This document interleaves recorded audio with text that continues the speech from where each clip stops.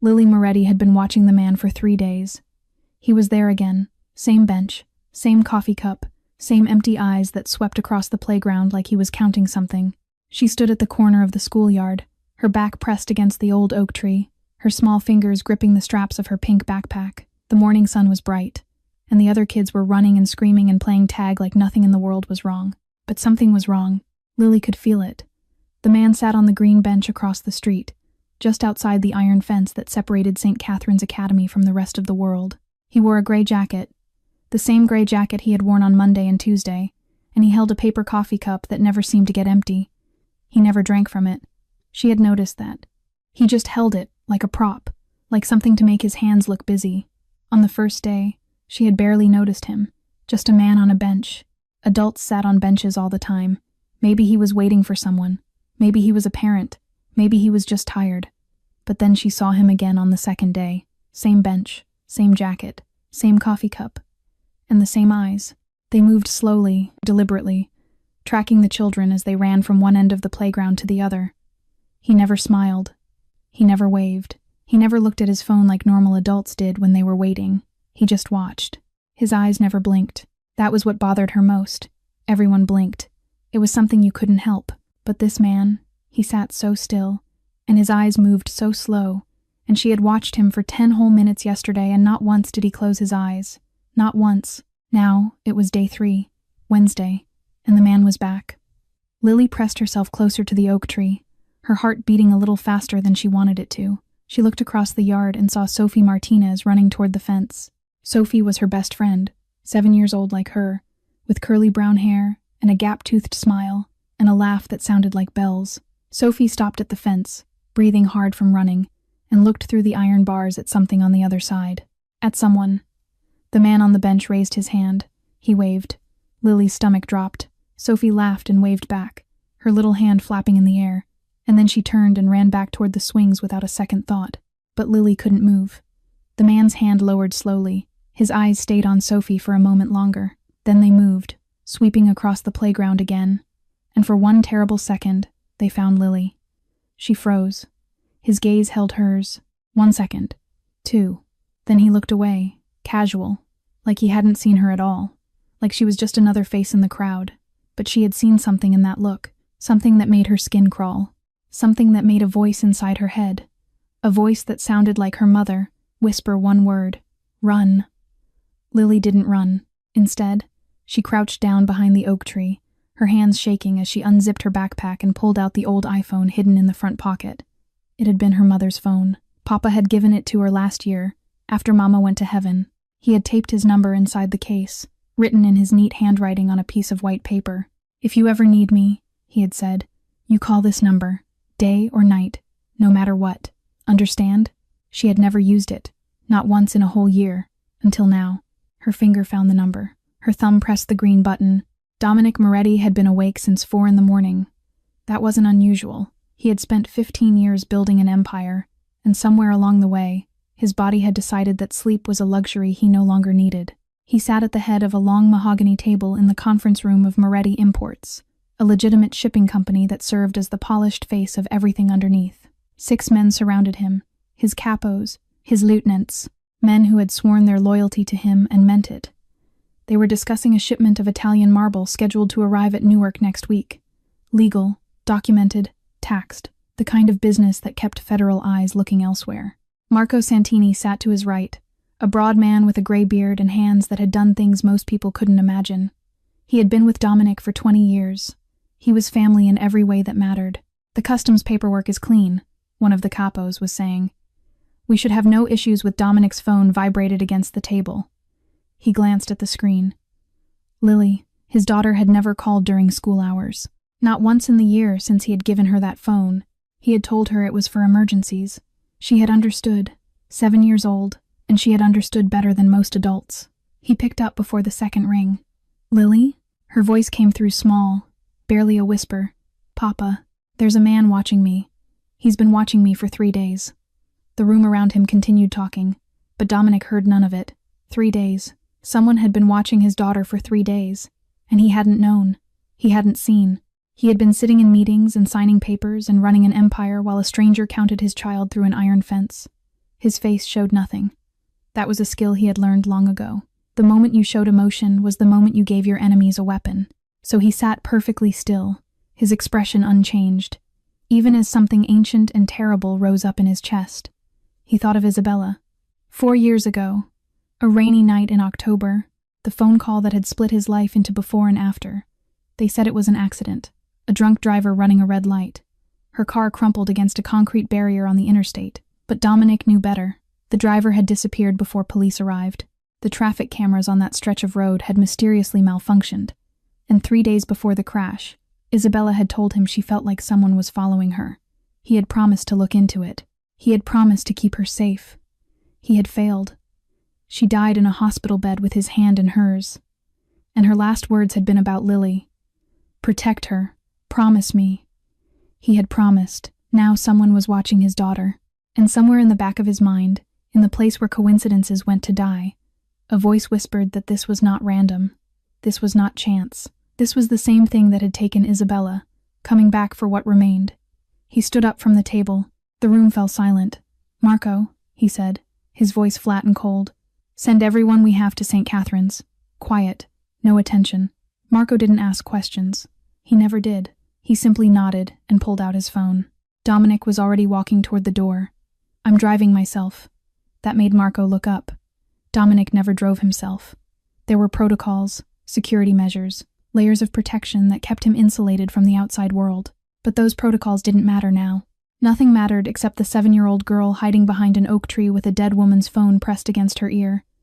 He took the stairs instead of the elevator. Faster. Every second counted. The Bentley was parked in the underground garage, a black Continental GT that could do 180 miles per hour if he needed it to. He slid behind the wheel, started the engine, and pulled out his phone. He called Lily back. She answered immediately. Papa? Where exactly are you? Corner of the yard. By the big oak tree. Can he see you? I don't think so. I'm hiding. Good girl. He pulled out of the garage and onto the street, accelerating through a yellow light. Listen to me carefully. Don't look at him. Don't move from that spot. Don't talk to anyone. I'm coming. How long? He checked the clock on the dashboard. 11 minutes to St. Catherine's under normal conditions. Normal traffic. Normal speed limits. Normal circumstances. Nothing about this was normal. Soon, he said. I'll be there soon. Stay on the line. He ran 2 red lights. He cut through an alley he hadn't used in years. He pushed the Bentley past 90 on a stretch of empty road that lasted exactly 4 blocks. The school appeared ahead, its iron gates and brick walls looking exactly the same as they had every other morning. But everything was different now. Everything had changed the moment his phone had vibrated against that mahogany table. He checked the clock again. 7 minutes. He had made it in 7 minutes. Dominic parked the Bentley 50 meters from the school gates. He didn't pull up to the entrance like other parents. He didn't announce his arrival. Instead, he chose a spot beneath a row of elm trees where the shadows broke up the outline of the car, and he sat for exactly 30 seconds, reading the street. The green bench was there, just as Lily had described. South side of the street, direct line of sight to the playground, and the man was still on it. Gray jacket, paper coffee cup, the stillness of someone who had learned how to wait.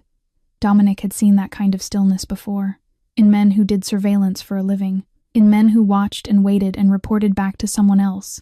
This was not a random stranger. A black SUV sat 3 spaces down from the bench, tinted windows, engine off, New York plates. Dominic read the number once, then again, burning it into his memory the way he had learned to do a long time ago. Letters and numbers in sequence. He would not forget. His phone buzzed. A text from Marco, in position. 4 men, northeast corner, southwest corner, 2 by the coffee shop. Eyes on the target. Dominic looked and found them without trying. Marco by a newspaper stand, dressed like a man waiting for a bus. 2 others near the coffee shop across the street, holding cups and chatting like old friends. A 4th leaning against a street lamp with a phone pressed to his ear, apparently bored. They had blended in perfectly. To anyone watching, they were just part of the scenery. Parents, commuters, nobody is important, but they were watching the man on the bench, and if Dominic gave the word, they would do more than watch. He got out of the car and walked toward the school, not toward the main gate. That would put him in the man's direct line of sight. Instead, he circled around the block, moving quickly but not running, and entered through the side gate that the staff used for deliveries. The playground stretched out before him, Children running, laughing, oblivious. Teachers standing in clusters near the building, sipping coffee and checking their watches. A normal Wednesday morning at St. Catherine's Academy, but nothing was normal anymore. He found Lily exactly where she had said she would be. She stood in the corner of the yard with her back pressed against the brick wall of the maintenance building, her pink backpack on the ground beside her, and her mother's old iPhone clutched against her chest. Her dark curly hair was loose around her shoulders. She was wearing the red dress with white flowers that Elena had picked out for her last month. She looked so small against the brick. When she saw him coming, something in her face changed. Not a smile. Something deeper than that. Relief. The kind of relief that only came when you had been truly afraid and suddenly weren't anymore. He didn't say anything. He crossed the distance between them in 5 quick strides and stopped in front of her. And then he did something he rarely did in public. He placed his hand on top of her head. She leaned into it, just for a second. Her eyes closed, and her small body pressed against his palm like she was drawing strength from the contact. Then she straightened up, and her eyes met his, and she was ready. "Tell me everything," he said.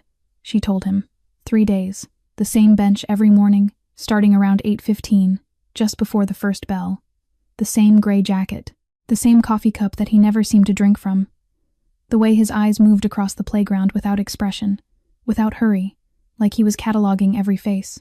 She told him about the second-grade girl, Sophie Martinez, who had run up to the fence yesterday and waved at the man through the bars. The man had waved back. He had smiled at her, but it wasn't a real smile, Lily said. It was like he was pretending. Like someone taught him how to do it, but he didn't really understand why. Dominic listened without interrupting.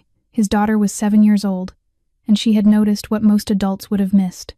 The wrongness of that smile, the emptiness behind it. Isabella would have been proud. When Lily finished, he was quiet for a moment. "Did he ever look directly at you?" Lily hesitated. Half a second. He caught it. "Lily." "Yes," she said quietly. "He looked at me, but he always looked away fast, like he didn't want me to know he was doing it." "Did you catch him? Looking at you?" She met his eyes steadily. Every time. He nodded once. Then he looked over his daughter's shoulder, toward the street, toward the green bench where the man in the gray jacket had been sitting for 3 days. The bench was empty. Dominic's eyes moved to the spot where the black SUV had been parked. 3 spaces down from the bench, New York plates. Gone. The man had seen him arrive, seen the Bentley, seen something that had made him decide that today's surveillance was over. He had packed up and left in the 4 minutes it had taken Dominic to circle the block and find his daughter. Professional. Careful. Trained to recognize when the situation had changed. This was not some random predator who had stumbled onto a schoolyard. This was something else. Something planned. And whoever was behind it had just learned that Dominic Moretti knew they existed. Dominic walked Lily into the school through the side entrance, his hand resting lightly on her shoulder. The hallways were quiet. Classes had resumed. Through the narrow windows of classroom doors, he could see children sitting at desks, teachers writing on whiteboards, the ordinary machinery of education grinding forward without any idea of what was happening outside. Principal Margaret Webb was waiting in her office. She was a measured woman in her mid-50s, with silver-streaked hair pulled back in a tight bun and reading glasses perched on the end of her nose. She had the careful posture of someone who spent her life dealing with difficult parents and had learned to give nothing away. When Dominic entered, she looked at him the way people often did. She saw the tailored suit that cost more than most teachers made in a month. She saw the quiet confidence in the way he moved, the way he occupied space like he owned it, and she saw the name on Lily's enrollment forms. Moretti, a name that carried weight in certain circles, a name that made people careful. "Mr. Moretti," she said, her voice professionally neutral. "This is unexpected. Is everything all right with Lily?" Dominic closed the door behind him. "There's a man who has been watching your playground for 3 days, he said. Gray jacket, paper coffee cup. Sits on the green bench across the street. He was driving a black SUV with New York plates. He recited the plate number from memory. He waved at one of your students through the fence yesterday, a second-grade girl named Sophie Martinez." Webb's expression shifted. The professional mask cracked slightly, revealing something that looked like genuine concern. "Are you certain?" "My daughter noticed him. She's been watching him for 3 days." He looked down at Lily, who stood quietly beside him, her backpack still on her shoulders. "She called me this morning because she was afraid." Webb was already reaching for her phone. "I'll contact the police immediately." The officers arrived in 20 minutes, 2 of them, A senior officer named Patterson with tired eyes and a younger one named Davis who kept looking at Dominic like he was trying to place the name. They spoke with Webb first, then with Dominic, then walked outside to look at the bench. Empty. Of course it was empty. They ran the plate number through their system. The SUV was registered to a rental company in Queens. The rental agreement was under a name that would almost certainly turn out to be fake. There was no direct evidence of threat. No crime had been committed. No laws had been broken. Without a direct incident, Patterson said, choosing his words carefully, there isn't much we can do. We can file a report. We can have patrol cars drive by the school more frequently. But we can't arrest someone for sitting on a public bench. Dominic had expected this. He knew how the system worked. He had spent his entire adult life operating in the spaces where the system couldn't reach, filling the gaps that the law left open. He understood its limitations better than most. File the report, he said. Keep it open. And send a car past this school every hour for the rest of the week. Patterson nodded. I can do that. It wasn't enough. Dominic knew it wasn't enough, but it was what the system could offer. And he filed that fact away and moved on to what he could actually control. After the officers left, he pulled out his phone and made one call. The plate number I gave Marco, he said quietly, turning away from Webb's office. I want a name. I want a face. I want to know where he sleeps and who he works for. Before sunset, he hung up without waiting for confirmation. The drive home was quiet. Lily sat in the passenger seat of the Bentley, her seatbelt pulled across her small frame, her eyes fixed on the passing streets. Marco followed in a black sedan, maintaining a careful distance, watching for any sign of the SUV. Halfway home, Lily spoke. Papa? Yes? What does he want? Dominic's hands tightened on the steering wheel. He thought about lying. He thought about telling her that it was probably nothing, that adults sometimes did strange things, that the police would handle it and everything would be fine. But Lily had her mother's eyes, dark and deep and impossible to lie to. I don't know yet, he said, but I'm going to find out. She nodded slowly, accepting this, and turned back to the window. The results came at 6 o'clock. Dominic was in his study when Marco knocked and entered without waiting for a response. He carried a tablet with a single photograph displayed on the screen. A man in his mid-30s, pale skin, sharp features, eyes that held nothing. Sergei Volkov, Marco said. Former FSB, left Russian intelligence 8 years ago. Currently employed by Viktor Kozlov. Dominic stared at the name. Viktor Kozlov, the Russian. The one who had approached him 2 years ago with a business proposal that had made Dominic's stomach turn. The one who had smiled and talked about profit margins while describing a supply chain that moved human beings like cargo. Dominic had refused. He had done more than refuse. He had destroyed one of Kozlov's shipments at the Newark docks as a message. A warning to stay out of his territory. He had thought that was the end of it. He had been wrong. Kozlov hadn't come back for revenge over lost merchandise. He hadn't come back for territory or pride or any of the usual reasons men in their world went to war. He had come for Lily. 2 years ago, Viktor Kozlov had come to Dominic with a proposal. They had met in a private room at a restaurant in Manhattan, neutral ground, with bodyguards stationed at every exit and enough firepower between them to start a small war. Kozlov was a large man with a shaved head and pale blue eyes that never seemed to blink. He smiled often, but the smile never reached those eyes. He had laid out his offer over expensive wine and rare steak. A partnership. A merging of resources. Kozlov had connections in Eastern Europe, supply chains that stretched from Moscow to Kiev to the poorest villages in Moldova and Romania. Dominic had the ports, the trucks, the network of legitimate businesses that could wash money cleaner than any laundromat. The profit margins are extraordinary, Kozlov had said, swirling his wine like they were discussing real estate. Demand is constant. Supply is unlimited. And unlike drugs, the product doesn't require manufacturing. It walks itself across borders. The product. He was talking about children.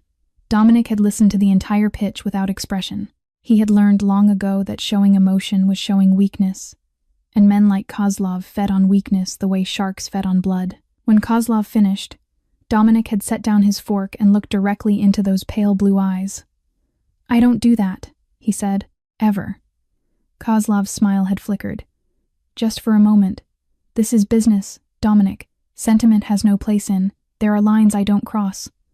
Dominic's voice was flat, final. No drugs to schools, no trafficking, no children. Those are not negotiable. The smile disappeared entirely. You're making a mistake, Kozlov said quietly.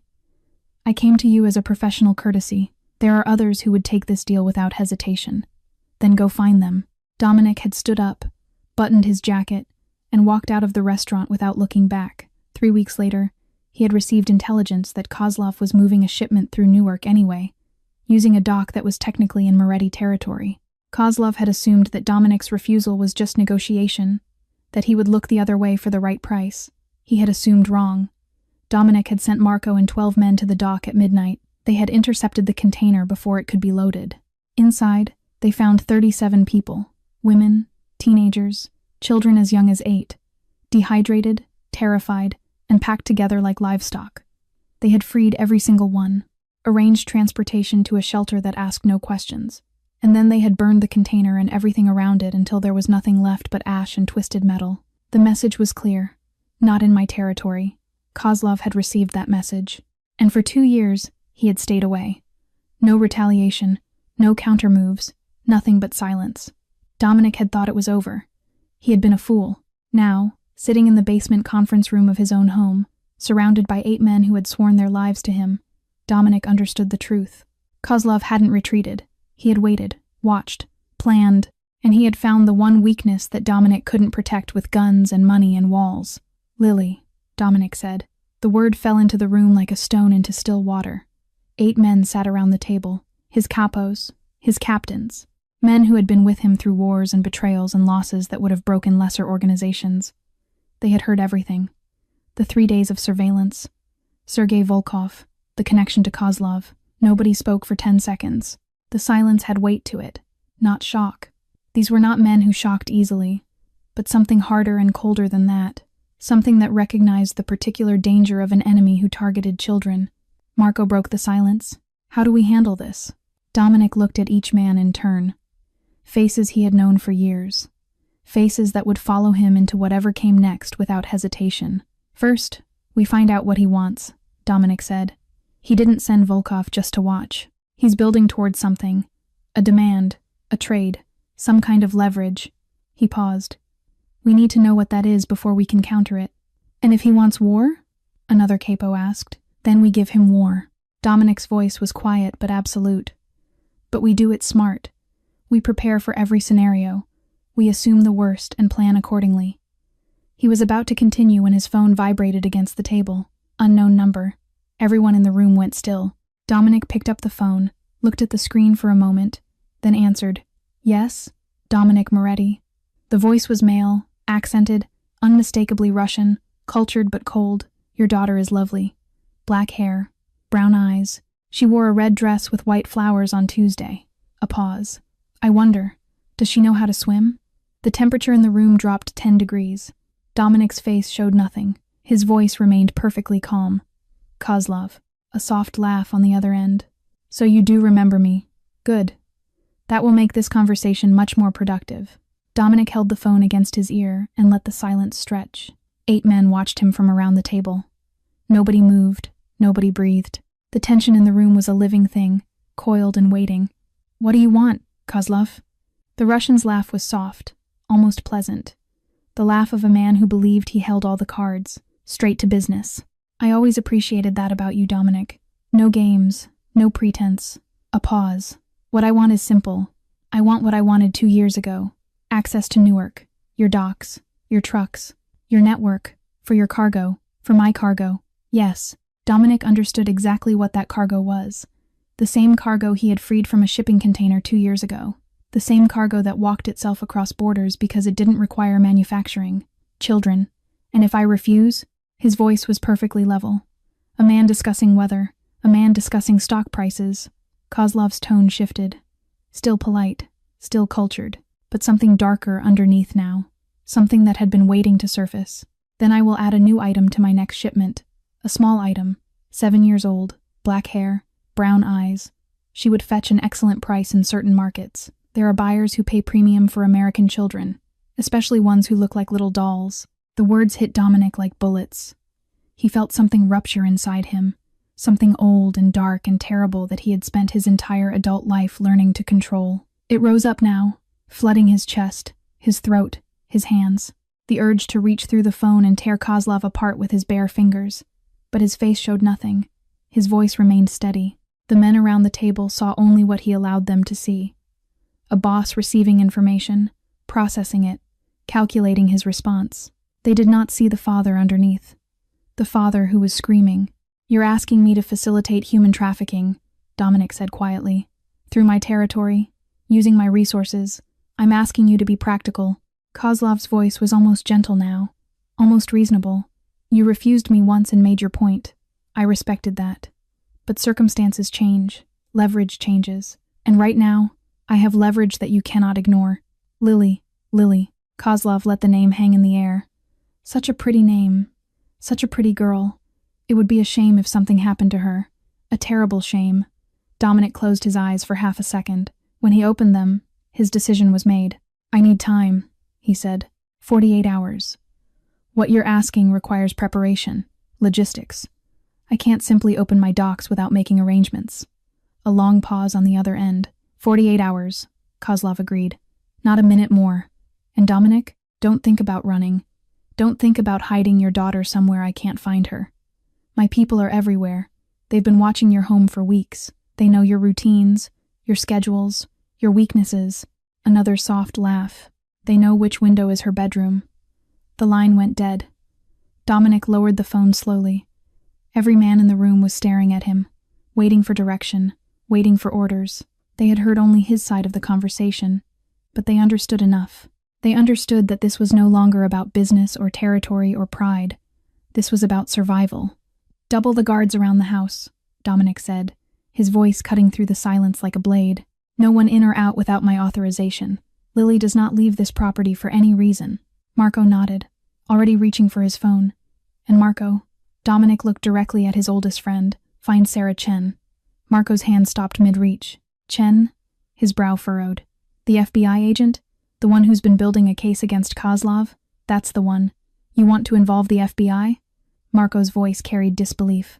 "Caution. They've been trying to take us down for 20 years. If you open that door, I know what I'm doing." "Do you?" "Because once you let the feds in, you can't let them out. They'll want everything. Names, operations, things that could destroy us." Dominic turned away from the table. On his desk, in a silver frame, sat a photograph of Lily. It had been taken last summer at the beach house in the Hamptons. She was laughing at something off camera, her hair wild from the wind, her smile wide enough to show the gap where her front tooth had fallen out. She had been so proud of that gap. She had shown it to everyone she met for a week. Dominic picked up the frame and looked at it for a long moment. Then he turned back to Marco. "For my daughter," he said, "I would make a deal with the devil himself." The restaurant was called Carmine's. It sat on a quiet street in Hoboken, the kind of place that closed at 10 and didn't ask questions when someone needed it open at midnight. The owner owed Dominic a favor from years ago. He had unlocked the door, turned on a single light in the back corner, and disappeared without a word. Dominic sat in a booth with his back to the wall, facing the entrance. Old habits, the kind that kept men in his profession alive. At 12:07, the door opened. Sarah Chen walked in alone. She was younger than he had expected. Late 30s, maybe. Asian American, with sharp features and sharper eyes that scanned the room in a single sweep before settling on him. She wore a dark blazer over a plain blouse. No jewelry, no makeup. The uniform of someone who wanted to be taken seriously in a world that often didn't. She slid into the booth across from him without offering her hand. "Mr. Moretti, Agent Chen." They studied each other for a moment. Predator, recognizing predator, each calculating what the other wanted and what they were willing to give. "I have to admit," Sarah said, "when I got your message, I thought it was a trap. The head of the Moretti family asking to meet with an FBI agent? In the middle of the night? My colleagues thought I was insane for coming. And yet here you are. Here I am." She leaned back slightly. "Because you mentioned Kozlov, and because in 3 years of building a case against him, you're the first person inside his world who's ever reached out. I'm not inside his world. No, you're inside your own world, which is arguably worse." Her eyes were steady, unflinching. "You're a criminal, Mr. Moretti. You run an organization that has been responsible for, I know what I am." Dominic's voice was quiet but final. "I didn't come here for a lecture. I came here because we have a common enemy." Sarah was silent for a moment. "Tell me," Dominic told her. He told her about Sergei Volkov watching his daughter's school, about the phone call from Kozlov, about the demand to open Newark's docks for cargo that would make both of them sick to think about. He did not tell her about the container he had burned 2 years ago. Some things stayed in the family. When he finished, Sarah's expression had changed, still guarded, still suspicious, but something else underneath now, something that looked almost like respect. "He's using your daughter as leverage," she said slowly. "To force you into his trafficking network. Yes. And you want my help. I want a trade." Dominic leaned forward slightly. "You've been chasing Kozlov for 3 years. You know his operations, his roots, his weaknesses. But you don't have enough to bring him down. I can give you that. Names, dates, locations. Everything you need to bury him. In exchange for what? Protection for my daughter. And immunity for my men in any operation related to Kozlov." Sarah laughed. It was not a happy sound. "You're asking me to partner with the Mafia to take down a Russian trafficker. Do you have any idea how that would look? How many laws I'd be breaking? I'm asking you to save children."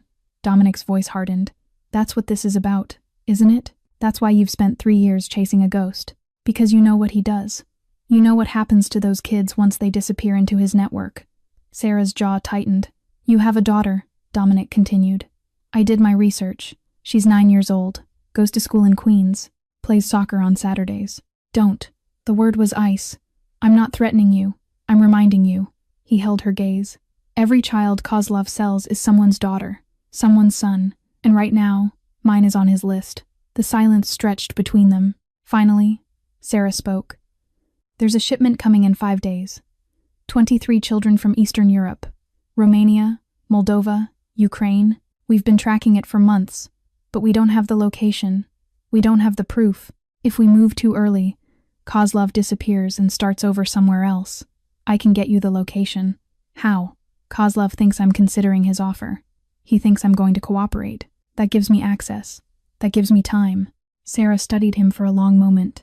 "And what happens to Kozlov when this is over? He goes to prison, where he belongs." "That's not what I asked." Her eyes narrowed. "I asked what happens to him, because I know men like you, Mr. Moretti. I know how you solve problems, and I can't be part of an execution." Dominic said nothing. The silence was its own answer. Sarah stood up from the booth.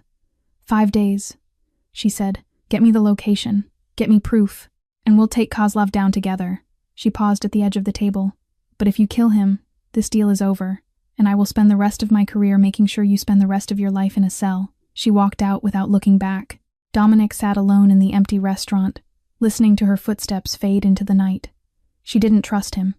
She had every reason not to. But she had said yes, because somewhere in her mind, she was doing the same calculation he had done. 23 children. 23 lives hanging in the balance. Against that weight, everything else became negotiable. Sarah Chen stepped out into the cold night air and stood on the sidewalk for a moment, watching the black sedan pull away from the curb. She had just made a deal with the devil. But 23 children, 23 souls. Sometimes, she thought, angels and demons stood on the same side. Lily hadn't been to school in 3 days. Papa said there was construction. A broken pipe in the main building. Water damage. The school would be closed for a week. Maybe more. She didn't believe him. Papa never lied to her. That was the rule between them. The unspoken promise that had existed since Mama went to heaven. He told her the truth, even when the truth was hard, even when it hurt. But this time, something was different. This time, his eyes moved away when he spoke, and his smile didn't reach all the way up to the corners like it usually did.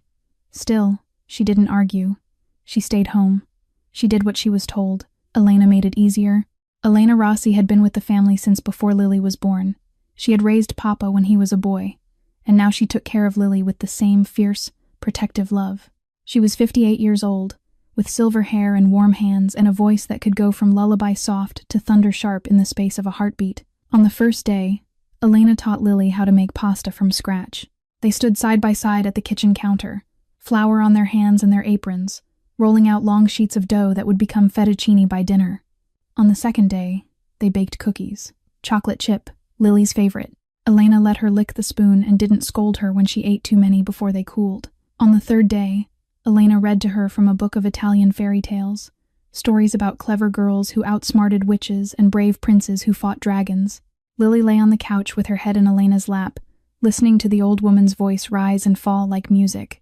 It almost felt normal. Almost. But Lily noticed things. She noticed that there were more men around the house than usual. Not just Marco, who was always there, but others. Strangers with hard faces and watchful eyes who stood at the gates and walked the perimeter and spoke into radios when they thought no one was looking. She noticed that the curtains in her bedroom were always closed now, even during the day. She noticed that Elena checked the locks on every door 3 times before bed. On the 3rd evening, Lily asked, "Elena, yes, little one? Is something wrong? Is that why I can't go to school?" Elena's hands paused over the dish she was drying, just for a moment. Then she set the towel down and turned to face Lily with a smile that was almost convincing. "Your papa is taking care of some business. Grown-up things. Nothing for you to worry about." "But Lily," Elena's voice was gentle but firm, "do you trust your papa?" "Yes, then trust that he knows what he's doing. He would never let anything happen to you. You know that, don't you?" Lily nodded slowly. But she wasn't satisfied. Not really. That night, she woke at 2 a.m. Her throat was dry, and her water glass was empty. She slipped out of bed and padded down the hallway in her bare feet, moving quietly the way she always did when the house was dark and sleeping. The kitchen was on the 1st floor. To get there, she had to pass Papa's study. The light was on. Lily stopped at the top of the stairs. She could see the glow spilling out from under the closed door, yellow against the dark hardwood, and she could hear voices. Papa's voice, low and serious, and Marco's, answering in the same tone. She shouldn't listen. She knew that. Papa's study was private, and grown-up conversations were not for children, but her feet carried her down the stairs anyway, silent on the carpet, until she stood just outside the door. The crack between the door and the frame was thin, barely a centimeter, but it was enough. She pressed her eye to the gap. Papa was standing at his desk, leaning over a map spread across the surface. Photographs were scattered around it. Pictures of buildings, warehouses, ships. And in the center, a photograph of a man she didn't recognize. A man with a shaved head and pale eyes that made her think of dead fish. Marco stood beside him, pointing at something on the map. "The warehouse at Pier 7, Marco was saying. "Kozlov's men have been moving in equipment all week. If the shipment is coming through Newark, that's where they'll hold them. How many guards? At least 12. Maybe more. They're not taking chances." Papa was quiet for a moment. Then he spoke, and his voice was harder than Lily had ever heard it. 23 children, Marco. 23. Some of them younger than Lily. We cannot fail." Lily's breath caught in her throat. 23 children. She didn't understand everything she had heard. She didn't know what a shipment was, or why children would be in a warehouse, or who the man with the dead eyes might be.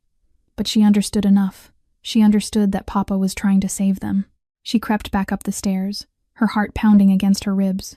She climbed into bed and pulled the covers up to her chin and stared at the ceiling in the darkness.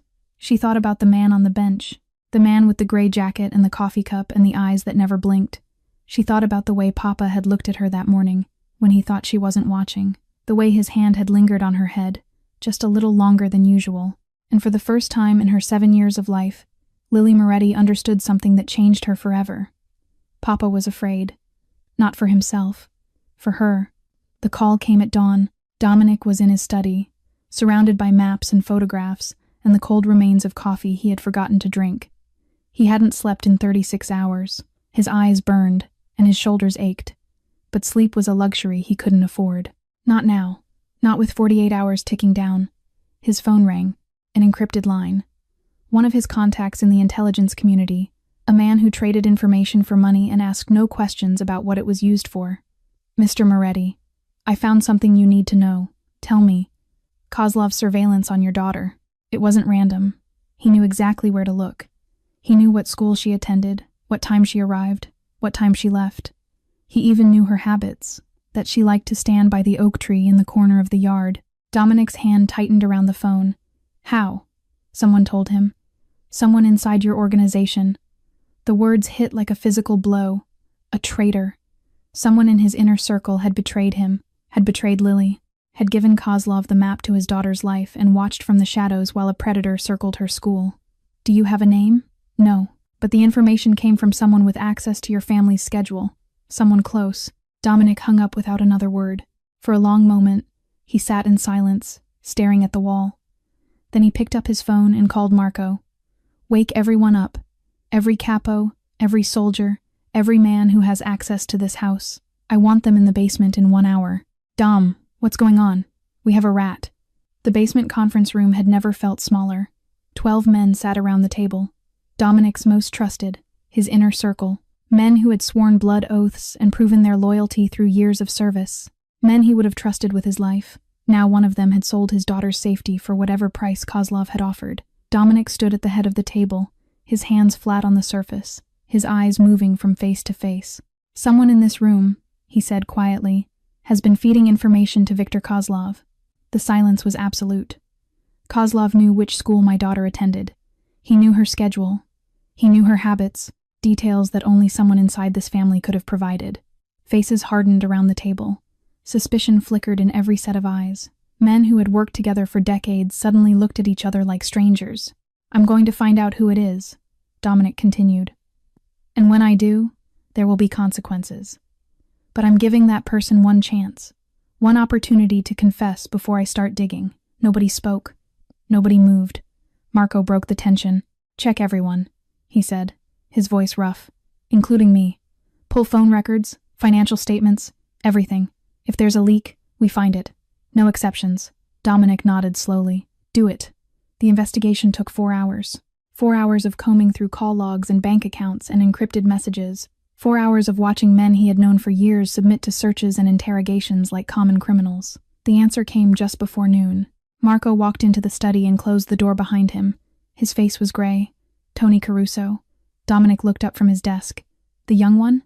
The driver? He's been making calls to a burner phone registered in Brighton Beach. Same area code Kozlov's people use. 3 calls in the past 2 weeks. The first one was 2 days before Volkov showed up at the school. Tony Caruso, 24 years old.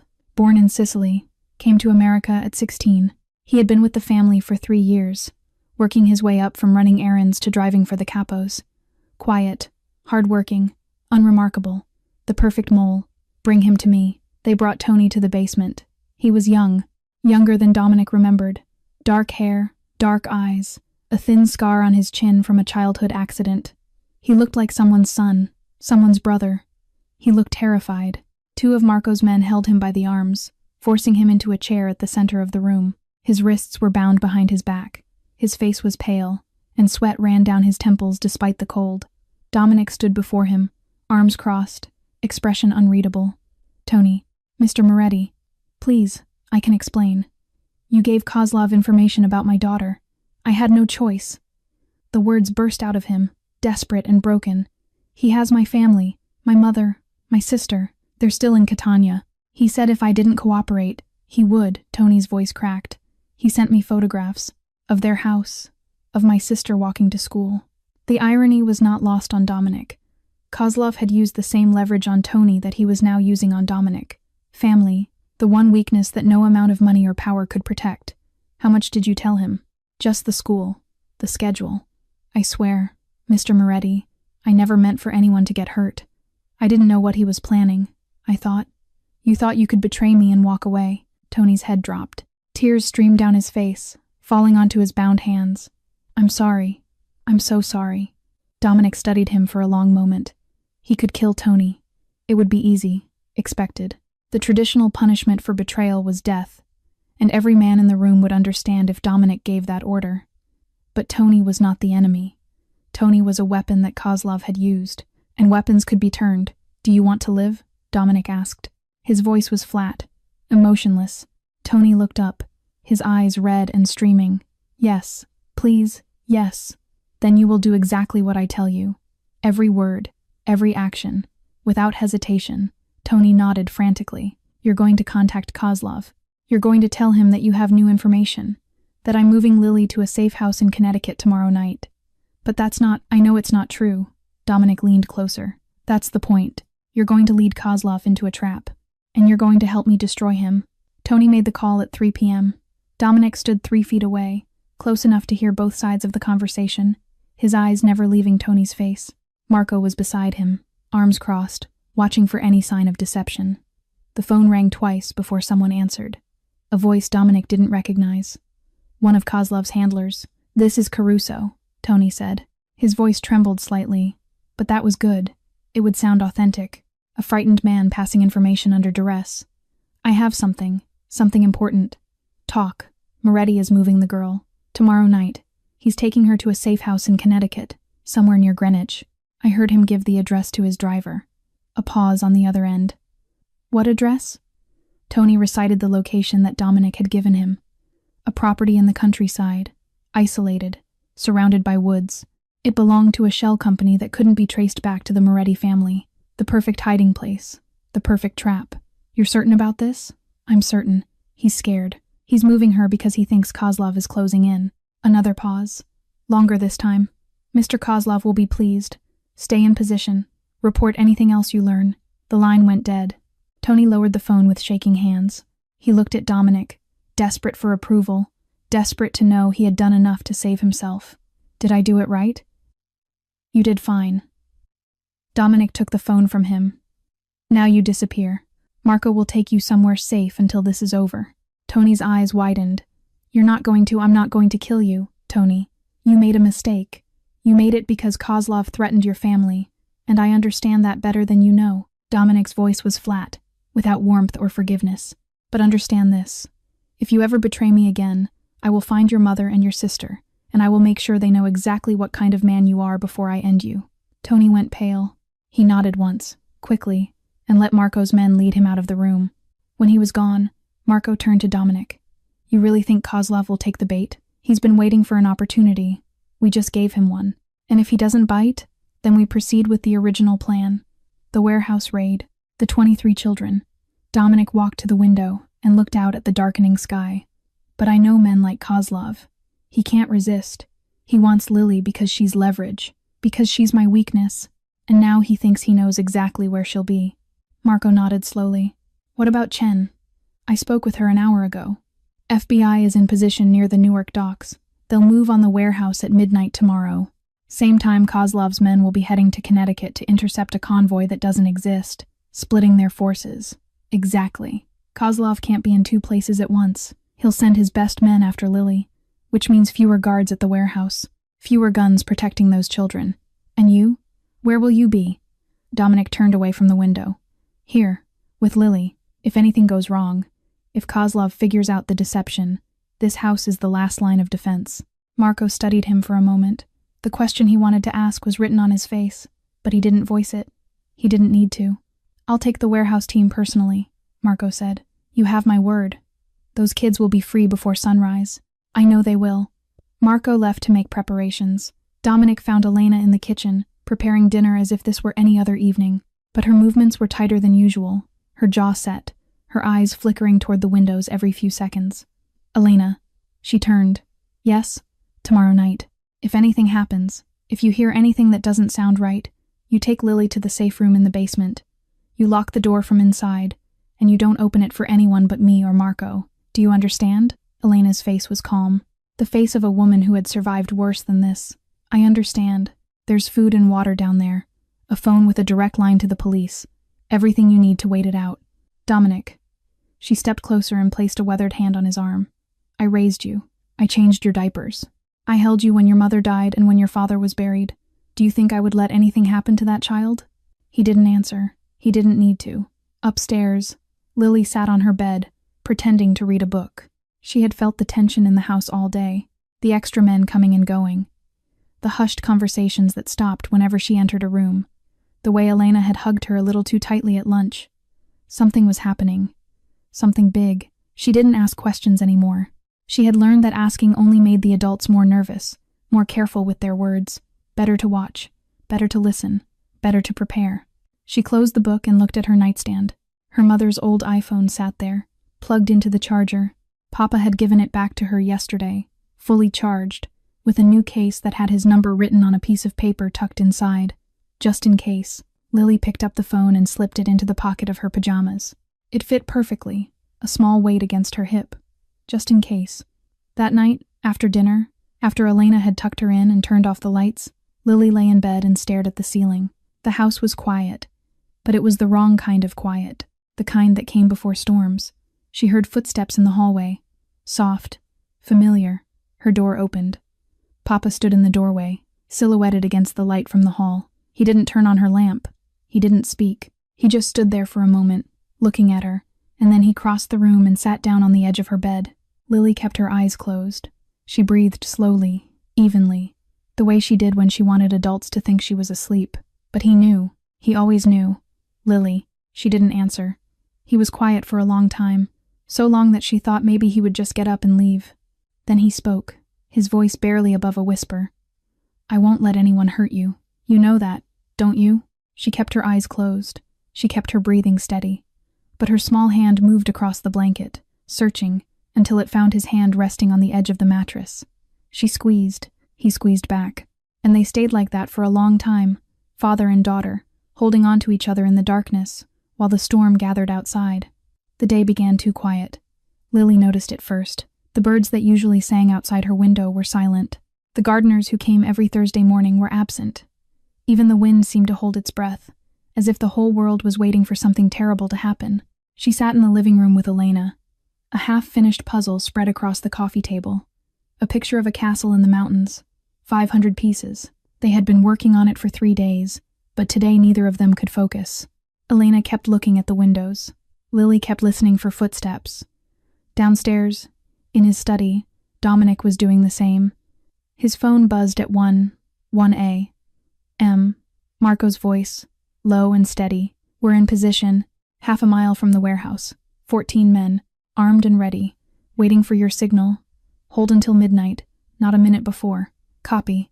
He hung up and checked his watch. 13 hours until the raid. 13 hours until Marco and his team would breach that warehouse and free 23 children from the darkness, if everything went according to plan.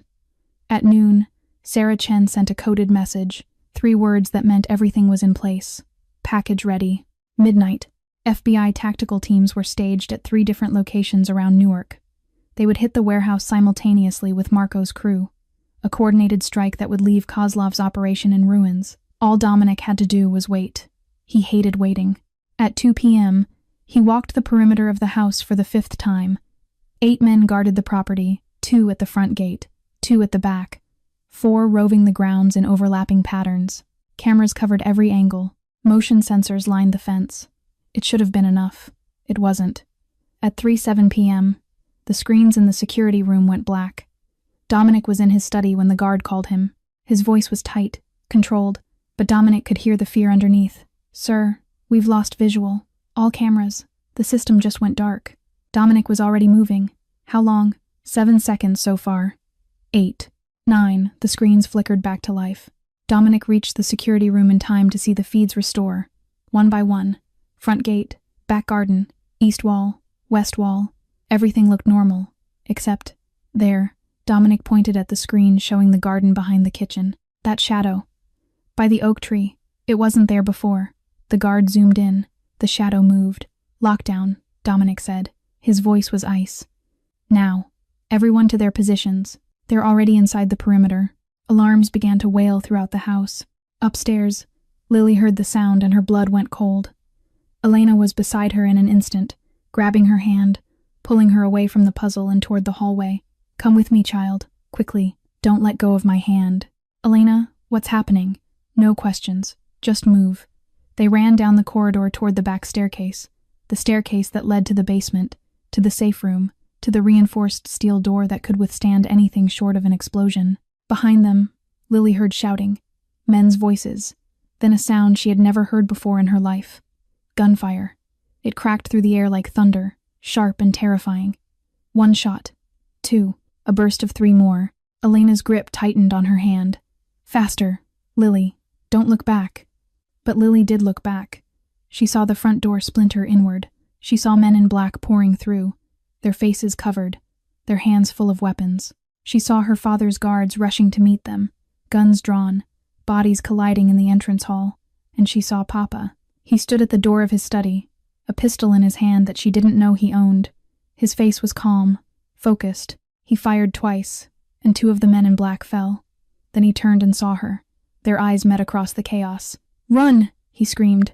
Elena yanked her arm, and they were moving again, flying down the stairs toward the basement. The safe room was 20 feet away. 15. 10. They were almost there. The window beside them exploded.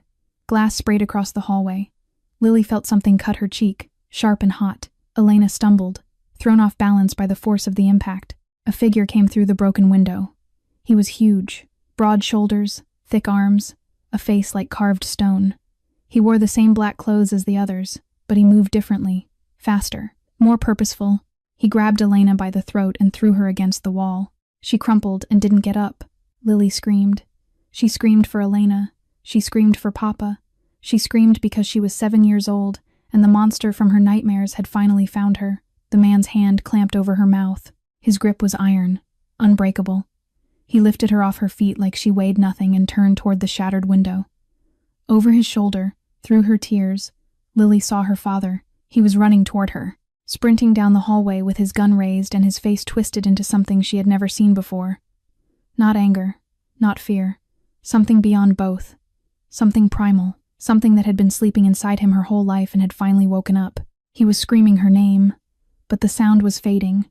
Everything was fading. The man holding her pressed something against her face, a cloth that smelled sweet and chemical, and the world began to blur at the edges. The last thing Lily saw was her father's face. The last thing she heard was him calling for her. Then everything went black. Dominic reached the hallway 3 seconds too late. He saw the man holding his daughter. He saw Lily's small body go limp. He saw the shattered window and the black van waiting outside with its engine running. He raised his gun and fired. The first shot hit one of the men covering the escape. He dropped without a sound. The second shot missed, punching through the wall as the man holding Lily turned and ran. Dominic sprinted after them. His legs burned, his lungs screamed, but none of it mattered. Nothing mattered except the small figure disappearing through the broken window. He reached the frame just in time to see the van door slam shut. He fired again. Once, twice, 3 times. The bullets sparked against the van's armored body. Useless. Meaningless. The van accelerated. Tires screeched against pavement, and then it was gone, swallowed by the darkness at the end of the driveway, taking his daughter with it. Dominic stood at the window with his gun still raised, pointing at nothing. Behind him, the sounds of combat were fading. His men had won the fight inside the house. 4 of Kozlov's soldiers lay dead in the entrance hall, 2 more in the garden. But it didn't matter. None of it mattered. They had Lily. He lowered the gun slowly, his hand trembling in a way it hadn't trembled in 20 years. Dominic. Elena's voice. Weak, broken. He turned and found her slumped against the wall where the attacker had thrown her. Blood trickled from a cut on her forehead. Her face was wet with tears. "I tried," she whispered. "I tried to protect her. I'm sorry. I'm so sorry." He knelt beside her and took her hand. "It's not your fault." But the words were hollow, empty sounds that meant nothing. Because somewhere out there, in a van speeding toward God knows where, his 7-year-old daughter was unconscious in the arms of monsters, and he had failed to stop them. One of his men appeared in the hallway, young, frightened. "Sir, what do we do?" Dominic didn't answer. He stood up, walked past the young soldier without seeing him, and found his phone. He dialed Marco's number with fingers that felt like they belonged to someone else. Marco answered on the first ring. "Dom? What happened?" "I heard gunfire over the radio. They took her." Silence. "Marco, they have Lily." More silence. Then, slowly, carefully. "What do you want to do?" "Cancel the operation. Pull everyone back. We need to know." The word hit Dominic like a slap. "What did you say?" "I said no." Marco's voice was steady, hard. The voice of a man who had known Dominic for 20 years and wasn't afraid to tell him the truth. "If we cancel now, those 23 kids are gone. Kozlov will move them before dawn. They'll disappear into his network and we'll never see them again. I don't care about the other kids. I care about my kid. I know. But listen to me." Marco paused. "Kozlov won't kill Lily. Not yet. She's too valuable as leverage. He took her because he wants something from you. If we cancel the raid, he gets everything he wants. He keeps the children. He keeps his operation. And once he has no more use for Lily, he kills her anyway." Dominic closed his eyes. He knew Marco was right. He hated it. He hated it with every fiber of his being. But he knew. "The only way to save your daughter," Marco continued, "is to destroy Kozlov. Tonight. All of it. His warehouse, his operation, his entire network. We take everything from him, and then we negotiate from a position of strength. And if he kills her before we get there, he won't. He needs her alive to control you. That's his play. He's betting you'll fall apart. He's betting you'll do something stupid. So what do? You stay smart. You call him. You find out where he's keeping her. And you buy us time to finish what we started, Dominic opened his eyes. The rage was still there, burning, screaming. But underneath it, something colder had taken root. Something that looked like calculation. How long until the raid? 8 hours. We move at midnight, just like we planned. Then I have 8 hours to find my daughter. He hung up and dialed another number. A number that had called him 2 days ago with threats and laughter. Kozlov answered on the second ring. Dominic, I was wondering when you would call. You have my daughter. I do. She's quite lovely when she's sleeping. So peaceful. Dominic's grip tightened on the phone until the plastic creaked. What do you want? What I've always wanted. Your cooperation. Your ports. Your network. Kozlov's voice was smooth. Satisfied. But now I want something else. I want you to come to me personally. The warehouse at Pier 7. Alone. No weapons. No men. Just you. And in exchange? In exchange, you get to see your daughter again. Whether she's alive or dead when you see her depends entirely on how well you follow instructions. When? Midnight. Not a minute later. The line went dead. Dominic stood in the hallway, surrounded by broken glass and blood and the bodies of men who had tried to take everything from him. 8 hours. In 8 hours, Marco would raid the warehouse. The FBI would move in. 23 children would be freed, and Dominic would walk into a trap. Before he left, he climbed the stairs to Lily's room. Everything was exactly as she had left it that morning. The bed unmade, the way she always left it. A half-finished glass of water on the nightstand. Her favorite teddy bear propped against the pillows. A brown bear with one eye missing that she had named Mr. Buttons. Her homework notebook lay open on the desk. Math problems, addition and subtraction. Her handwriting was careful. Each number formed with the precision of a child who wanted to do things right. And on the corner of the desk, catching the light from the window, sat a small hair clip, a butterfly, blue and silver. Isabella had given it to her on her 5th birthday, 2 years ago. Lily wore it every day. She must have forgotten it this morning. Dominic picked it up. It was so small in his hand, so delicate. He slipped it into his breast pocket, next to his heart. Then he walked out of the room, down the stairs, and into the night. He was ready to burn the world to the ground. Lily woke to the smell of salt and oil. Her head throbbed. Her mouth tasted like chemicals, bitter and wrong. She tried to move, and that's when she realized her hands were tied behind her back. Rope, rough against her wrists, not too tight, but tight enough. She kept her eyes closed at first, the way Papa had taught her. When you wake up somewhere strange, don't let them know you're awake. Listen first. Learn what you can before they know you're paying attention. She listened. Water. The sound of water lapping against something metal. The creak of wood and steel shifting under invisible weight. The low hum of machinery somewhere in the distance. And breathing. Lots of breathing. Small, frightened sounds that didn't belong to adults. Slowly, carefully, Lily opened her eyes. Darkness. Not complete darkness. There was light coming from somewhere. A thin strip under a door on the far side of the room. Enough to turn shapes into shadows and shadows into suggestions. She was lying on a cold concrete floor. The ceiling was high above her, lost in blackness. The walls were metal, corrugated, like the inside of a shipping container or a warehouse. And she wasn't alone. As her eyes adjusted, the shadows resolved into shapes. Small shapes, human shapes, children. They were everywhere, huddled against the walls, curled up in corners, some lying on the floor like she was, some sitting with their knees pulled up to their chests. Lily counted them in the darkness. 5, 7, 9, 10. 10 children besides herself. Some looked younger than her, maybe 5 or 6. Some looked older, 11 or 12. All of them had the same look on their faces. The look of animals who had been caged so long they had forgotten what freedom felt like. Most of them were silent. A few were crying. Soft whimpers that sounded like they had been crying for hours and had nothing left. One of them was looking at her. A girl, maybe 8 years old, with dirty blonde hair and hollow eyes. She was sitting against the wall a few feet away, her wrists bound like lilies, her face pale and thin. "You're awake," she whispered. Her English was broken, accented. "Eastern European? Maybe." Lily nodded slowly. "Don't try to run," the girl said. "They hurt you if you run." I tried. She lifted her bound hands slightly, and Lily saw the bruises on her arms, purple and yellow and black. "Where are we?" "I don't know. Somewhere near water. I think a boat place. A dock?" The girl nodded. "Dock. Yes. They bring us here yesterday. More children before. They take them away." Her voice dropped to something barely audible. "They sell us. Lily felt her heart stop. Cell. The word landed in her chest like a stone. She thought about the conversation she had overheard in Papa's study. 23 children. The warehouse at the docks. Kozlov. This was it. This was where they were keeping them. And now she was one of them. Fear rose up in her throat, hot and choking. She wanted to scream. She wanted to cry. She wanted to close her eyes and wake up in her own bed with Elena making breakfast downstairs and Papa reading the newspaper in his study. But none of that would help. She heard Papa's voice in her head, calm and steady, the way it always was when he was teaching her something important. When you're scared, think. Don't panic.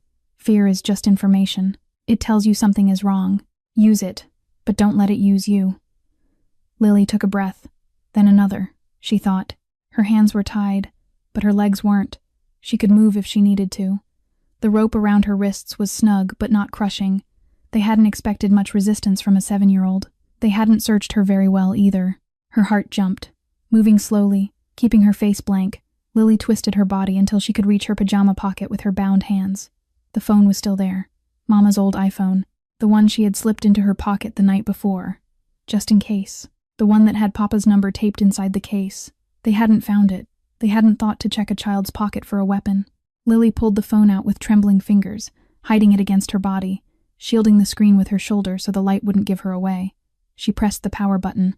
The screen lit up, dim and cracked, but alive.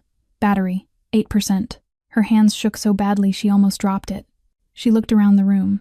The other children were lost in their own misery. The girl who had spoken to her had closed her eyes, retreating into whatever safe place existed inside her head. No one was watching. Lily opened the phone's contacts. Papa's number was at the top, right where it always was. She wanted to call him. She wanted to hear his voice telling her everything would be okay. She wanted him to come crashing through the door and carry her out of this nightmare.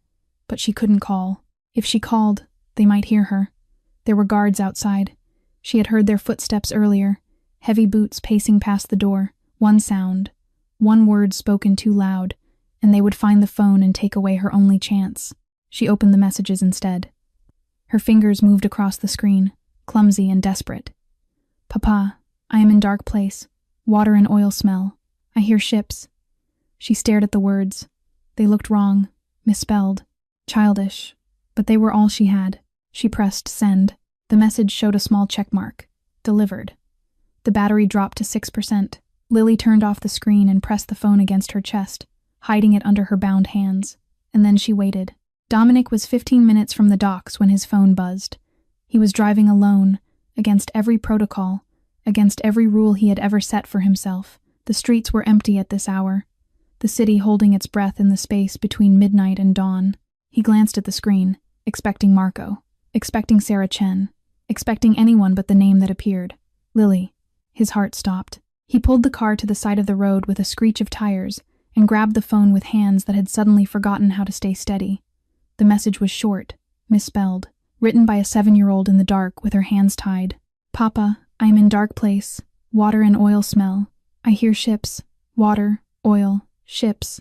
Dominic read the words 3 times, his mind racing through every possibility, every location, every place in the city where those 3 things intersected. Newark, the docks, the warehouse at Pier 7. Lily was in the same building they were planning to raid. She was there, with the other children, with Kozlov's guards and Kozlov's guns and everything that was about to become a war zone in less than 4 hours. His daughter was sitting in the middle of the battlefield. He dialed Marco. Dom? You're supposed to be maintaining radio silence until change of plans. Dominic's voice cut through like a blade. Lily is in the warehouse. She just sent me a message. She's being held with the other children. Silence on Marco's end. Then, you're sure? Water and oil and ships. She can hear boats. Where else could she be? Jesus. Marco exhaled hard. Okay. This changes things. It changes everything. We can't go in guns blazing. Not with Lily in there. Not with 23 other kids. I know. Let me think. Dominic could hear Marco's breathing, fast and controlled, the sound of a man recalculating in real time. We need to coordinate with Chen. FBI has tactical teams with hostage rescue training. We need them in front, not behind. Call her. I'm calling Lily back. Dom, if her phone makes noise, I'm texting. She's smart. She'll know to keep it silent. He hung up and opened the message thread. His fingers moved across the screen, each word chosen carefully. No room for confusion, No room for misunderstanding. Papa knows where you are. You did so good, baby. Find the darkest corner. Stay there. When you hear loud noises, lie down flat and cover your head. Don't move until Papa comes for you. I'm coming. He sent it and watched the checkmark appear. Delivered. Then he waited. 30 seconds. A minute. The reply came through, and Dominic felt something crack inside his chest.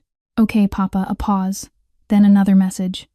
There are other kids here, Papa. Lots of them. They're scared. He closed his eyes. Of course she would notice the other children. Of course she would think about them even now. Even tied up in the dark. Even terrified out of her mind. She was her mother's daughter. I know, baby. We're going to save all of them. But you have to stay quiet and stay hidden. Can you do that for Papa? Yes, good girl. I love you. He waited for the response. Watched the 3 dots appear and disappear and appear again. Then the final message arrived. I love you, Papa. The screen went dark. He tried to send another message, but it bounced back, undelivered. The phone had died, battery drained, his last connection to his daughter severed. Dominic sat in the darkness of his car, staring at those 4 words on the screen. I love you, Papa. He gripped the phone so hard his knuckles went white. His hands trembled, his jaw clenched until his teeth ached. Somewhere across the city, in a warehouse full of monsters, his 7-year-old daughter was lying in the dark, waiting for him to come save her, trusting him, believing in him. He couldn't fail her. He wouldn't. His phone rang. Sarah Chen. Moretti. Marco just called me. Is it true? Your daughter is inside? She's there, with the others. She managed to get a message out before her phone died. Jesus Christ. Sarah's voice was tight, professional, but he could hear the emotion underneath. This complicates everything. I know. We need to adjust the approach. No heavy assault. No flash grenades. Nothing that could hurt the children. Agreed. I'm moving my tactical teams now. We'll enter from the water side, through the loading bays. Quieter, more controlled. Marco's team will come in from the street. We'll catch them in a crossfire. But we need to secure the room where they're holding the children first. Understood. Sarah paused. Moretti, we're going to get them out. All of them. He wanted to believe her. Just be ready to move, he said. I'm done waiting. He hung up and looked at the phone one more time. The screen was still showing Lily's last message. 4 words that meant everything. I love you, Papa. I love you too, baby, he whispered into the empty car. Then he put the phone in his pocket, started the engine, and drove toward the docks. Toward his daughter. Toward war. Midnight came wrapped in fog. It rolled in from Newark Bay like a living thing, thick and gray and heavy with the smell of salt and diesel. It swallowed the streetlights, muted the distant sounds of the city, and turned the dockyards into a maze of shadows and steel. Perfect cover. Dominic crouched behind a rusted shipping container, 6 men at his back. They wore black. No insignia. No identification. Faces hidden behind balaclavas. To anyone watching, they could have been ghosts. His earpiece crackled. Team 2, in position. Marco's voice, low and steady. West side, behind the old storage facility. Visual on the back entrance. 2 guards, both armed. Copy. Dominic pressed the comm button. Chen, what's your status? Sarah's voice came through, professional and clipped. FBI tactical teams are in position at the waterfront. 12 agents. We have eyes on the loading bays. 3 guards visible, plus 2 more inside the dock office. The children? Thermal imaging shows a large heat signature in the northwest section of the warehouse. Multiple bodies, grouped together. That's our target. Lily was in there, somewhere in that mass of heat and fear and darkness. Waiting for him. Remember, Sarah continued, we need Kozlov alive. He has information on the entire network. Without him, we lose the trail. Dominic didn't respond. He had made no promises about keeping Kozlov alive. The minutes crawled by. 12-1. Shardanling Arfin. Shardanling Semfin. Dominic checked his weapon for the 3rd time. A Beretta 92, modified for suppressed fire. 15 rounds in the magazine. 2 more magazines in his vest. It wouldn't be enough if everything went wrong. It would have to be enough. At 12-4, the signal came. 3 long blasts from a ship's horn somewhere out in the bay. The sound rolled across the water, deep and mournful, cutting through the fog like a blade. It was time. All teams, Dominic said into his comm. Go. Everything happened at once. Marco's team hit the back entrance. Dominic heard the distant crack of suppressed gunfire, 2 quick shots, and then Marco's voice. Rear guards down. We're in. On the waterfront, Sarah's FBI teams moved like shadows. They emerged from the fog with weapons raised, converging on the loading bays from 3 directions. The guards never saw them coming. Dominic was already running.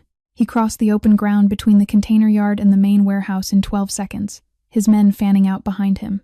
The front entrance loomed ahead, a massive sliding door of corrugated steel, guarded by 2 men in tactical gear. They were looking the wrong way. Dominic's first shot took the one on the left in the shoulder. He spun and dropped. The second guard turned, raising his weapon, but one of Dominic's men was faster, 2 rounds to the chest. He went down hard.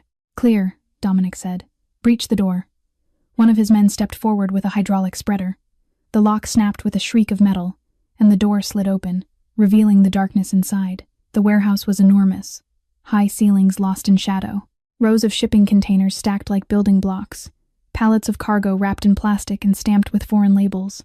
And somewhere in the maze, the sound of voices, shouting, running footsteps. The element of surprise was over. "Contact!" someone yelled. Muzzle flashes lit up the darkness. Gunfire echoed off the metal walls, impossibly loud, turning the warehouse into a canyon of thunder. Dominic dove behind a forklift as bullets sparked against the concrete floor where he had been standing. His earpiece exploded with overlapping voices. "Taking fire from the east! 2 hostiles on the catwalk! FBI teams are inside, moving toward the holding area." Dominic tuned them out. He had one objective, one purpose. Everything else was noise. He moved through the chaos like a man possessed, ducking, rolling, firing when he had a clear shot, ignoring everything that wasn't directly in his path. A bullet grazed his arm, tearing through his sleeve and leaving a line of fire across his skin. He didn't stop. Around him, the battle raged. Kozlov's men were fighting back hard, using the containers for cover, laying down suppressive fire that kept the FBI teams pinned near the loading bays. But they were outnumbered, outflanked. Marco's team was pushing from the west, driving them toward the center of the warehouse like animals being herded toward a trap. Then Dominic heard it, screaming, not adult voices, not the shouts of men in combat. Children. The sound cut through the gunfire like a knife through paper, high-pitched, terrified, coming from somewhere ahead, behind a wall of stacked containers. Dominic ran. He didn't think about the bullets flying past his head, didn't think about the guards still firing from the catwalks, didn't think about anything except that sound, those voices, his daughter somewhere in the darkness crying out for help. He rounded a corner and saw it. A metal door at the back of the warehouse, heavy, reinforced, and standing in front of it, gun raised, was the man from his nightmares, Sergei Volkov, the watcher from the bench, the man who had studied Lily through a fence for 3 days, the man who had climbed through a window and torn her from Elena's arms. Their eyes met across 20 feet of blood-stained concrete. Volkov smiled. Behind that door, the children screamed. Lily heard the gunshots and knew Papa had come. The sounds were distant at first, muffled by the heavy walls of their prison. Pop, pop, pop, like fireworks, but sharper, more angry. The other children started screaming. They didn't understand what was happening. They only knew that the world outside their door had exploded into violence, and violence was something they had learned to fear more than anything. But Lily understood. Papa was here. Papa was fighting, and she had to do exactly what he had told her. Find the darkest corner. When you hear loud noises, lie down flat and cover your head. She moved. Her hands were still tied, but the rope had loosened during the hours she had spent working at it, rubbing her wrists raw against the rough fibers. She couldn't get free, but she could move her arms enough to function. "Come here," she whispered to the girl who had spoken to her earlier. "Come to the corner. We have to hide." The girl stared at her with wide, terrified eyes. "Now!" Lily hissed. "Move!" Something in her voice broke through the girl's paralysis. She crawled toward Lily, and then another child followed, and another. Soon Lily had gathered 6 of them in the darkest corner of the room, pressing them against the wall, pushing them down. "Get low," she said. "Cover your heads. Don't look up. Don't move." They obeyed. They were too scared to do anything else. The gunfire was getting closer. Lily could hear shouting now, men's voices barking orders in English and Russian. She heard the crash of metal, the thud of bodies falling, the sharp crack of bullets hitting steel. Then the door burst open. Light flooded in, blinding after so many hours in darkness. Lily squinted against it, her heart pounding, hoping to see Papa's face. It wasn't Papa. It was Nikolai, the man who had taken her from the house, the one with the stone face and the iron hands. He stood in the doorway, breathing hard, his clothes torn and stained with something dark. His eyes swept the room until they found her. "You," he said. He crossed the distance in 3 steps and grabbed her by the arm, yanking her to her feet. The other children screamed and scattered, pressing themselves against the walls like frightened animals. "Let go!" Lily kicked at him, twisted against his grip. "Let go of me." His hand clamped tighter, hard enough to bruise. "Shut up. You're coming with me. Insurance." He started dragging her toward the door. Lily did the only thing she could think of. She bit him. Her teeth sank into the meat of his forearm, breaking skin, tasting blood. Nikolai howled and jerked his arm back, and for 1 second his grip loosened. She tried to run. She almost made it. His hand caught her hair and yanked her backward, and then his arm was around her throat, lifting her off the ground, squeezing until spots danced in her vision. "Stupid little," he never finished the sentence. A shadow appeared in the doorway. "Papa." He stood there like something out of a nightmare, covered in dust and blood, a gun in his hand and murder in his eyes. His gaze found Lily, found the arm around her throat, and something in his face changed. It wasn't anger anymore. It was something older, something darker, something that had been sleeping inside him her whole life and had finally, fully awakened. "Let her go." Nikolai laughed. It was a hollow sound, desperate. "I don't think so." He pressed the barrel of his gun against Lily's temple. The metal was cold. She could feel his hand shaking. "Drop your weapon, Moretti, or I'll put a bullet in her head." Papa didn't move. His eyes stayed locked on Nikolai's face, reading him, calculating. The gun in his hand was steady, aimed directly at the space between Nikolai's eyes. "You won't do it," Papa said quietly. "She's the only thing keeping you alive, maybe, but are you willing to bet her life on that?" The silence stretched. 1 second, 2, 3. Lily could hear her own heartbeat, could feel the cold metal against her skin, could see the fear in Nikolai's eyes, the desperation of a cornered animal. Then Papa lowered his gun, slowly, deliberately. His hands moved out to his sides, the weapon pointing at the floor. "There," he said. "It's down. Now let her go." Nikolai's grip loosened slightly. A smile started to form on his face. He never saw Marco. The shot came from behind, from a side door that Lily hadn't noticed. Marco stood in the frame, his weapon raised, his aim perfect. The bullet hit Nikolai in the shoulder. He spun with the impact, his gun hand jerking, his grip on Lily breaking. She fell forward, hitting the concrete hard, scrambling to get away. Nikolai's gun went off. The sound was deafening. Lily felt something hot slice across her arm, a line of fire that made her cry out. Then Nikolai was on the ground, Marco standing over him, and Papa was running toward her. "Lily!" He dropped to his knees beside her, his hands finding her face, her shoulders, pulling her into his arms. She buried herself in his chest, shaking, sobbing, alive. "Papa!" she whispered. "Papa, there's blood." She held up her arm. A red line ran from her elbow to her wrist, seeping slowly through torn fabric. Dominic looked at the wound. His face stayed calm, his voice stayed steady, but his hands, wrapped around her small body, were trembling. "It's just a scratch," he said softly. "Just a scratch, baby. You're safe now." She pressed her face against his shirt and let herself believe him. "Papa's here," he murmured into her hair. "Papa's got you. You're safe." Dominic held his daughter for exactly 10 seconds. 10 seconds to feel her heartbeat against his chest. 10 seconds to breathe in the smell of her hair. 10 seconds to know that she was alive, that the nightmare had not taken her completely. Then he let go. Marco. Marco was already there, kneeling beside them, his face grim but relieved. "Take her out of here." Dominic lifted Lily carefully and placed her in Marco's arms. "Get her to the medics. Don't let her out of your sight. No matter what happens inside, you get her out. Dom, no matter what." Marco looked at him for a long moment. 20 years of friendship, 20 years of loyalty. He knew what Dominic was about to do, and he knew there was no point arguing. "I'll protect her with my life," Marco said. "I know you will." Lily reached out as Marco turned to carry her away. Her small hand caught Dominic's sleeve. "Papa?" He looked at her. 7 years old, blood on her arm, tears on her cheeks, but her eyes were steady. Her mother's eyes. "I'll be right behind you," he said. "I just have one more thing to do." She held his gaze for a moment longer. Then she nodded, and Marco carried her toward the exit where the ambulances were waiting. Dominic watched them go. Then he turned and walked deeper into the warehouse.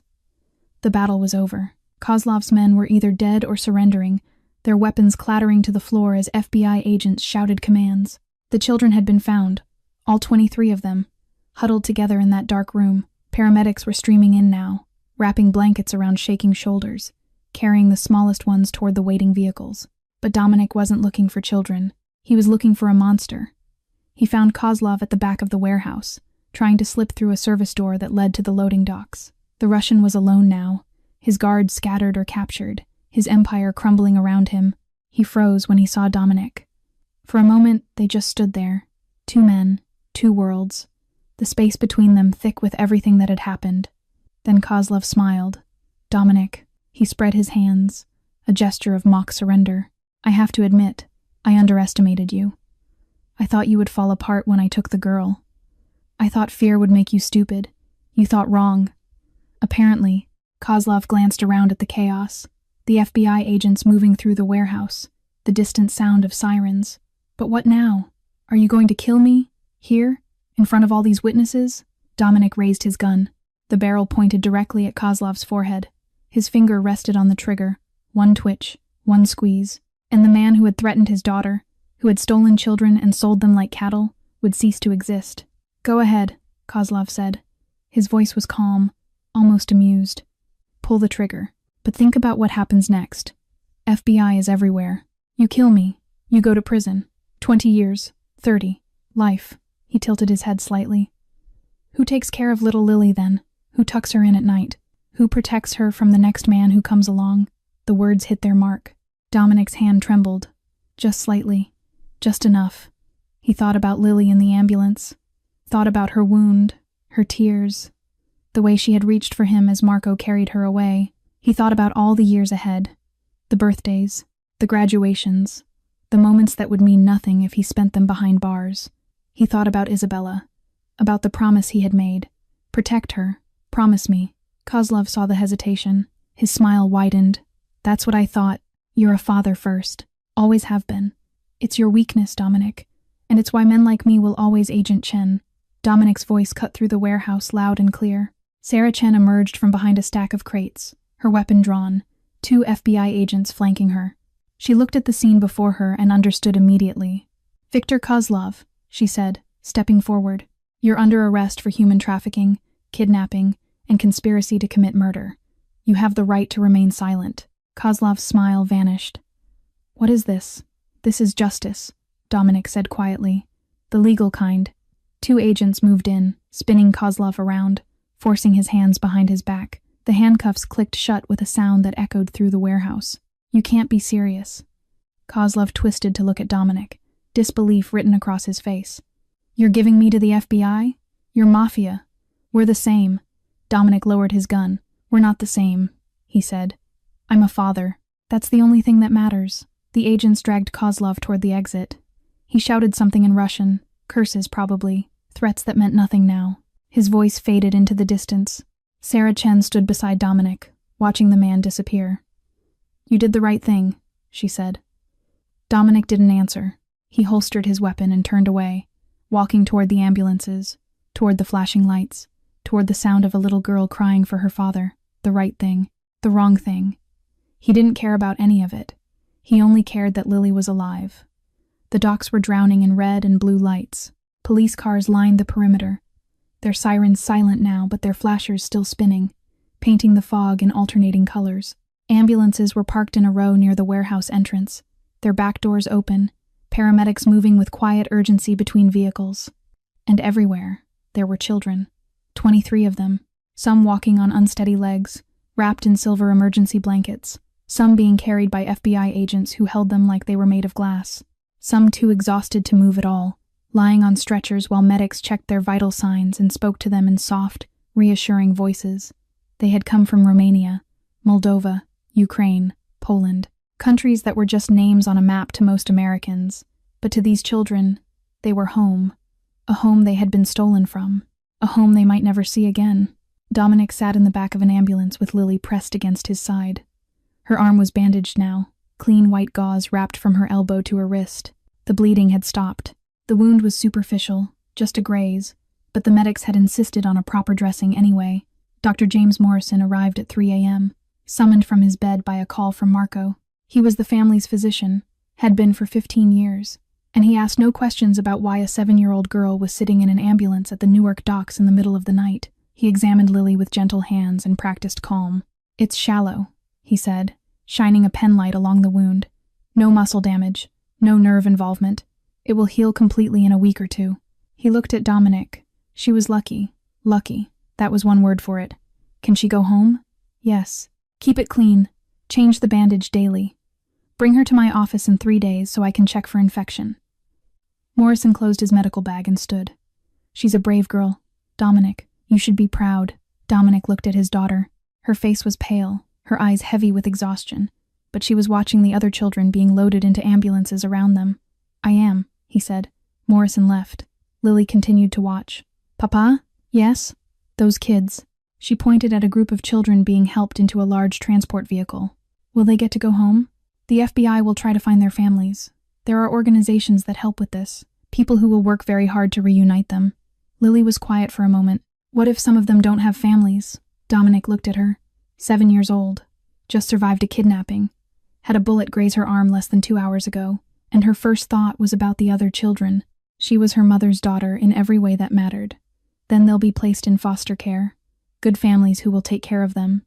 But that's not the same as having a real family. "No, it's not."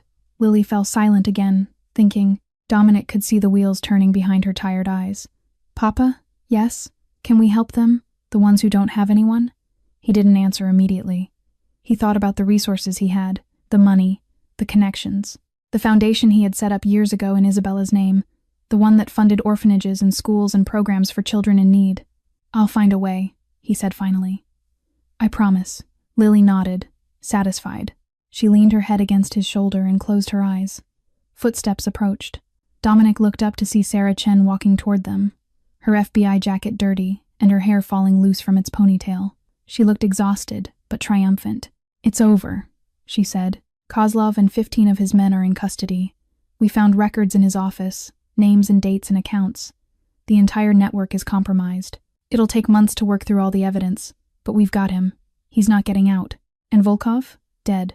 Your man Marco shot him when he tried to escape through the east exit." She paused. "Nikolai Petrov is in surgery. He'll survive to stand trial." Dominic felt nothing at this news. No satisfaction. No regret. Just emptiness where the rage used to be.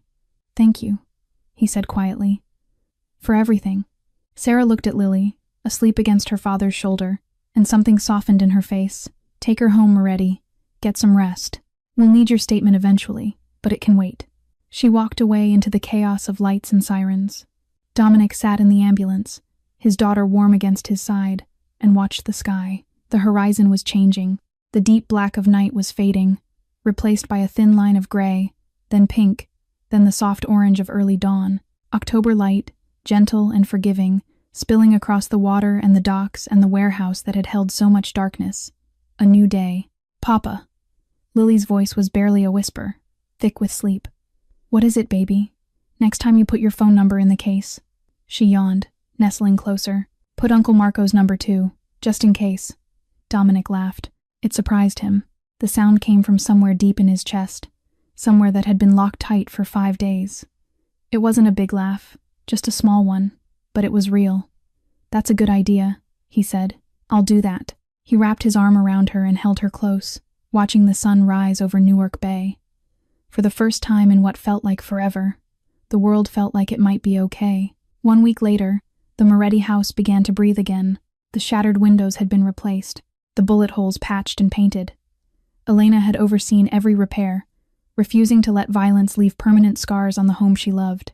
Lily went back to school on Monday. Sophie Martinez hugged her so tight at recess that Lily laughed for the first time in days. But the nights were harder. The first 2 nights, Lily woke screaming, dreams of dark rooms and cold hands. Dominic was there every time, holding her until the shaking stopped. A child psychologist came on the 3rd day. Dr. Rebecca Santos spent an hour with Lily, just talking, just being present. "She's resilient," Dr. Santos told Dominic. "The nightmares will fade. What matters most is consistency, routine, knowing she's safe." Dominic took those words to heart. He canceled meetings, delegated responsibilities. For the first time in years, he stepped back and let Marco handle the details. The territory is stable, Marco reported. Kozlov's network is in shambles. No new threats. Tony Caruso was released. His family in Italy was relocated under FBI protection. Dominic kept his word. On Friday, Sarah Chen sent a message. 18 of 23 children reunited with families. 5 remain in protective custody. 18 out of 23. A miracle. But 5 were still alone. That evening, Lily appeared in his study doorway, wearing pajamas with little stars. Papa? The other kids from the dark place. Did they find their families? Most of them. 18. What about the other 5? They're being taken care of. Lily climbed into his lap. But they don't have families? Not yet. She looked up at him with her mother's eyes. Can you help them, Papa? He stroked her hair. Do you want me to help them? Yes. They were scared like me. But they don't have a papa.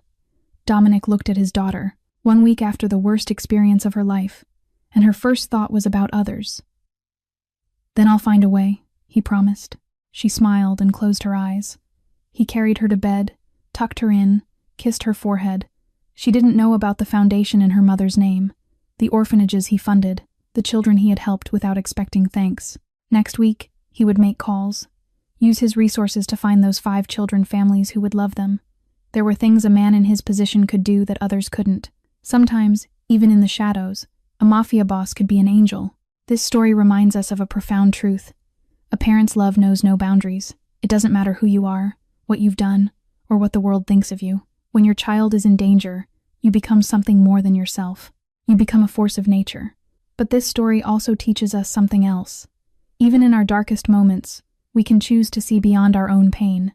Lily, just 7 years old, survived a nightmare, and yet her first thought when she was safe wasn't about herself. It was about the other children who were still suffering. That is the purest form of compassion. That is what it means to be truly human. And perhaps, if more of us could see the world through Lily's eyes, it would be a kinder place. If this story touched your heart, please take a moment to subscribe to our channel and tap the notification bell so you never miss a video. Your likes and shares help us reach more people who need to hear these stories. We would love to know how you felt about this story. Did it remind you of someone in your life? Did it make you think about the power of family, of love, of choosing to do the right thing even when it's hard? Please leave a comment below and share your thoughts. We read every single one, and nothing means more to us than hearing from you.